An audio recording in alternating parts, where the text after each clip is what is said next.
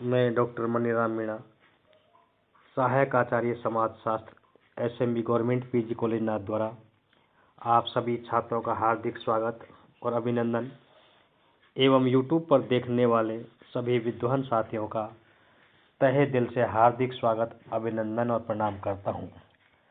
आज का हमारा टॉपिक है माल्थस का जनसंख्या का सिद्धांत। जैसा कि आपको पता है, जनसंख्या आज हमारा देश ही नहीं बल्कि विश्व में जनसंख्या बढ़ती जा रही है और विश्व में जनसंख्या के हिसाब से चीन का प्रथम स्थान है और दूसरा स्थान हमारे भारत देश का है। और हमारे भारत देश में जनसंख्या इतनी तीव्र गति से बढ़ रही है जिसके कारण माल्थस ने भी बताया है कि जिस प्रकार से जनसंख्या बढ़ रही है उस के अनुसार खाद्यान्न की वस्तुएं एवं अन्य आवश्यक वस्तुएं का उत्पादन नहीं हो पा रहा है, जिसके कारण महंगाई बढ़ती जा रही है। चाहे हम किसी भी खाद्यान्न वस्तुओं को या आवश्यक वस्तुओं को, पेट्रोल, डीजल या बिजली या जितने भी राशन सामग्री है, हम किसी को भी बात करें तो जनसंख्या वृद्धि के कारण ही ये महंगाई बढ़ती जा रही है। और जिसके बारे में माल्थस ने जो सिद्धांत है माल्थस का जनसंख्या से संबंधित, वो इस प्रकार से है। माल्थस का जनसंख्या का सिद्धांत। माल्थस ने जनसंख्या वृद्धि पर चिंता करते हुए माल्थस ने जो जनसंख्या का सिद्धांत बताया है वो इस प्रकार है कि माल्थस कहते हैं कि जनसंख्या वृद्धि हमारे देश में ज्यामितीय विधि से बढ़ रही है। उनका कहना है कि यदि एक व्यक्ति है तो उसके 1 के 2, 2 से 4, 4 से 8 और 8 से 16 इस क्रम में जनसंख्या बढ़ रही है। जबकि हमारे जो जीवन निर्वाह के साधन हैं या खाद्यान्न की वस्तुएं हैं उनमें वृद्धि अंकगणितीय विधि या गति से हो रही है, जैसे 1, 2, 3, 4, 5, जिसके कारण जनसंख्या और संसाधनों के बीच असंतुलन पैदा होता जा रहा है। और इस असंतुलन को नियंत्रण करने के उपाय भी इसके होने चाहिए, क्योंकि जनसंख्या का जो नियंत्रण है वो कई बार हमारे देश में कभी अकाल या भूखमरी, महामारी या युद्ध जैसी घटनाएं के कारण भी कई बार जनसंख्या कम हुई है।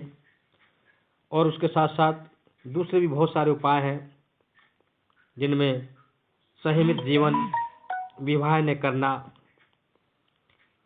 एवं या विवाह देरी से करना, ऐसे बहुत सारे उपाय हैं जिसके कारण जनसंख्या पर कंट्रोल किया जा सकता है।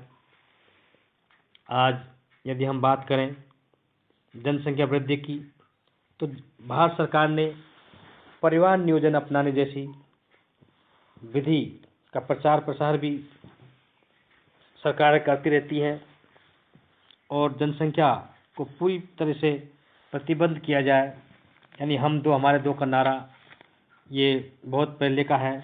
वर्तमान समय में हम दो हमारे एक का नारा को यदि हम लागू करें तो जनसंख्या पे काफ़ी हद तक कंट्रोल यानी पाया जा सकता है। और हम इस जनसंख्या को यदि हम कंट्रोल नहीं करेंगे तो आने वाले समय में ये जनसंख्या वृद्धि एक जन विस्फोट का रूप लेती जा रही है और आने वाले समय में लेगी, क्योंकि हमारे पास जो जितने संसाधन हैं वो जनसंख्या के अनुपात में काफ़ी कम है, क्योंकि भूमि भी कोई रबड़ नहीं है जिसको बढ़ा दिया जाए और इतने हमारे पास विकास के संसाधन भी नहीं है जिसकी सभी लोगों को रोजगार मिल सके। अतः माल्थस ने बिल्कुल सही कहा है कि जनसंख्या जिस गति से बढ़ रही है उस अनुपात में हमारे जीवन निर्वाह के जो साधन हैं उनमें वृद्धि नहीं हो रही है। और हम इस जनसंख्या को कंट्रोल करने के लिए हम प्रतिवर्ष यानी प्रत्येक 11 जुलाई को विश्व जनसंख्या दिवस के रूप में भी इसको मनाते हैं।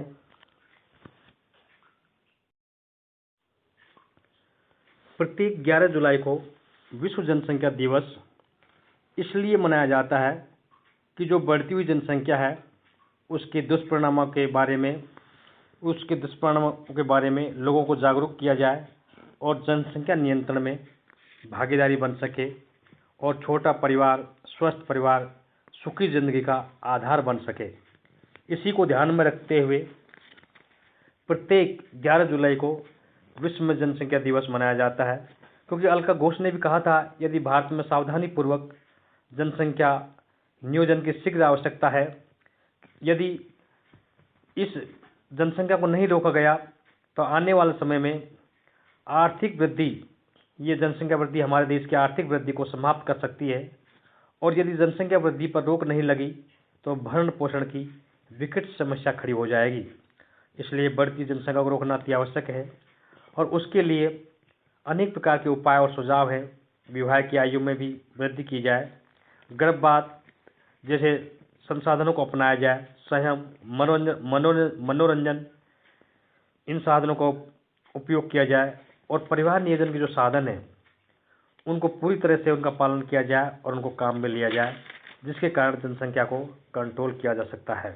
क्योंकि जनसंख्या को कम करने के लिए शिक्षा का प्रचार प्रसार किया जाना भी अति आवश्यक है। बाकी आने वाले समय में यदि जनसंख्या इसी प्रकार बढ़ती रही तो हम मतलब क्या कि एक बहुत ही विकट परिस्थिति का सामना कर सकते हैं। अभी भी वर्तमान में इतनी महंगाई बढ़ती जा रही है, और आने वाले समय में इसका और भी विकराल रूप हो सकता है। हम आपको अगले वीडियो व्याख्यान में जनसंख्या जो बढ़ रही है उसके मुख्य कारण क्या है उनके बारे में भी आपको जानकारी देने का प्रयास करेंगे। धन्यवाद। थैंक्स।